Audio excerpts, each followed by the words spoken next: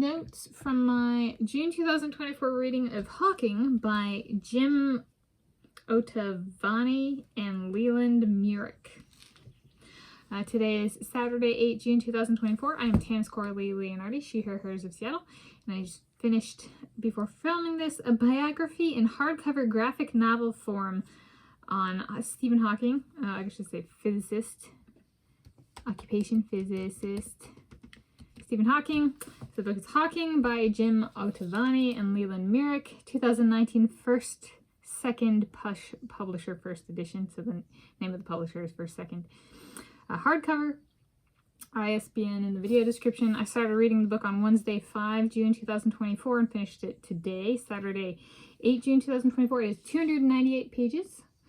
And so even though it's a graphic novel, it took me about the same time to read. So there we go. Like it's getting into book notes. This is I've done notes on Ray, which was about Ray Charles, who's a musical artist who lost his vision, so went blind as a child. And I've covered an autobiography / memoir by Bethany Hamilton, who's a surfer who a shark ate one of her arms, and she still continued on to do better than a lot of the people who've had two arms. So those are two of the, Stephen Hawking was, I guess, older than either of those individuals, because Bethany Hamilton was a teenager when her arm was eaten. So he's, in the terms of losing one's physical abilities in one's life or getting a kind of bad diagnosis, he was in his 20s. So there goes Ray Charles, Bethany Hamilton, Stephen Hawking in terms of age of onset of condition, so to speak. So yeah, not new to the channel then, the kind of topic of people with physical disabilities is how, yeah. So book notes. So that's the introduction, and I checked it out from the King County Library System for reading. So book notes, including construction and design. It's a graphic novel. And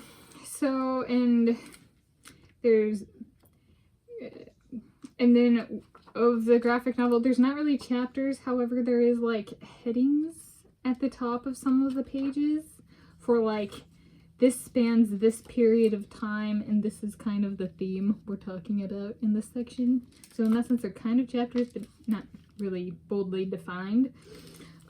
It does not have the name of the book nor the names of the authors on the pages. It just has page numbers. Book notes, I guess, for like formatting, they kind of so Stephen Hawking is a physicist, so they kind of introduce concepts and or people that came before Stephen Hawking in their own like comic book sequence, which is kind of an interesting approach. I am putting that for book notes because that's kind of the flow of the book. The flow of the book does not preserve the chronology of the introduction of theories, right? It kind of jumps around all over the place in time. So in that sense, it is not a chronology preserving writing sequence kind of thing. A different way of doing that would be like if he encountered somebody's theory in a conversation with somebody, they could have invoked the conversation with somebody, but they didn't actually do that. Is there anything else? So in the bubbles, there's like a combination of regular font, italicized font, and then bold font, which I've noted for, and sometimes a combination of those things. So I've noted that before, and with at least one other book. So then let's go to reading notes. Let's do something I did for Ray Charles. So with Ray Charles, I said point out something in a way that I am similar with him and yet different. So I'm going to do that exercise again, as well as 2 ways I am privileged relative to Stephen Hawking. Because, as some of you know, one of my undergraduate degrees is in geology and geophysics with a minor in mathematics, and I've done research and published in high energy density physics, a peer-reviewed journal, and presented at a high energy density laboratory astrophysics conference. and Mr. Stephen Hawking was cosmology more so, but little, some people who don't know what cosmology means might say astrophysics, right? And I've presented at an astrophysics conference the work that I subsequently published in high energy density physics. So a way that I'm similar and yet different, Stephen Hawking, was not born to a wheelchair. He got something later in life, in his 20s, a degenerative neuromuscular disease, per the authors.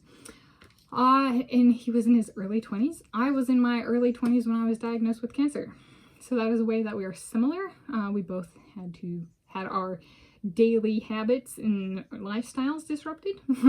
And I continue to structure my life to avoid the sunlight so I don't get cancer again, or minimize those chances. That kind of thing. It is different in, so we're similar in that sense, both early 20s when that came on. Different in that I scratch my speckles off now, and he got a bunch of support, monetary support from kind of fancy foundations and institutions and stuff. So I'm a multi-year on Medicaid, and he kind of got a lot of assistance from kind of prestigious institutions and entities. So how we go about handling it has been a bit different. Okay. So there's a similarity and a difference. 2 ways that I'm privileged compared to him, and then I'll get into the kind of more like stuff I've been talking about with some of these books. One way I am privileged is one that's, if you've been watching this channel and stuff, and he started college when he was 17 years of age, and I graduated with my 2-year college degree when I was 17 years of age. And so you're like, whoa, but wait, I lived in a place where that was an option, right? And I didn't take advantage of it. I decided to seize the opportunity, right? and get my take full college coursework and graduate with my 2-year degree at age of 17. But still privileged, right? Especially if he didn't have that as an option to him. And then another way in which I'm privileged is it goes into, he wrote a number of books, and it goes into one of the books, and like a bunch of people had criticisms and tried to influence and kind of change what he was writing, and that really sucks. Right? That's horrible. Right? Like, he wants to do something and everybody's like, you should change it so it's more of what I want, and it was like one after another after another after another person kind of. So I would consider that so okay, that's him. How am I privileged relative to that? So the paper I published on my work on carbon monoxide, on the CO ice line and solar system formation, is that or with relevance to that, and the interior of Uranus, so that I published in high energy density physics. So it was just me and one other person. I was first author, and I did the research and consulted with my advisor, and I got to write the entire paper. And the only thing that he kind of nitpicked on and let me keep the same was I used the word exist, may exist kind of phrasing, and he was like, that is a very strong word. Do you know what that means? Do you want to use it? And I was like, yes. And he's like, okay, this is your paper, but I'm just letting you know that it's a very strong word. And I was like, okay.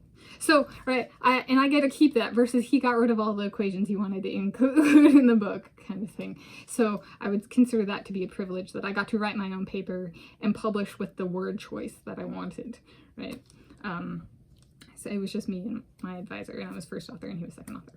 So I personally would consider, I do consider that a privilege, being able to put out one's own work in an untampered sense. And I guess we wanted to layer that privilege that I had in an advisor who was that accepting of me in my work. He was East German, okay, born in East Germany before the fall of the Berlin Wall. I don't know when the Berlin Wall fell. Is that true? And he even served in the military. He was an excellent guy. And if I won the Wolf Prize in Physics, and I had the ability to nominate, I would nominate him in his PhD dissertation on hydrogen, his work on hydrogen, for a Wolf Prize in Physics. Okay. Anyway, And then the more, with the other autobiographies and biographies I've been doing book/reading notes on, he's in the young ones. So there's the young ones, the bridges, and the tried and true in terms of age, for physical escalation with one's soulmate, in person. So he was married and with child, but I think it was like 24 years of age. So he might actually be the youngest, right? He was like, I got this condition, I need to get it done, right? He was acting with like situational awareness of like, yeah, I might be young, but I don't got the same, life trajectory as everybody else. And then construction of the book.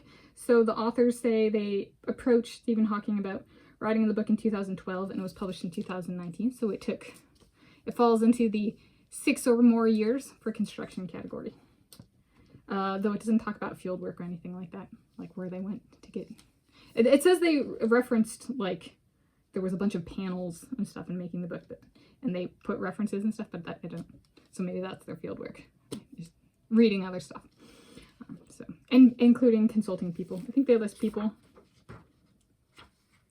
They provide thanks anyway. Yeah. So we're doing okay on time. Anything else? I thought, unlike a number of the autobiographies and biographies, it was different in that they phased out his parents and siblings, versus a lot of the autobiographies and biographies include them for the duration if they're alive, and if not, they say that the person died. This book did not actually say if his parents died or he had 2 sisters. Right? It completely drops them, and maybe that's reflective of his life, that he stopped interacting with his family and started interacting more with people in his research community. That's pretty common for mainstream physics. So maybe it is reflective of his lifestyle, but then the person is different than the other people that I've covered in these books and autobiographies, because they've been more family centric and he is not. So there we go. So in conclusion, this is book number 20 for me for 2024. I think it's book number 20. It was a different read. Book number 20. I'm full book number 20 for the 2024 year. For me, Tanis Coralee Leonhardi, she here in Seattle. It was different to read.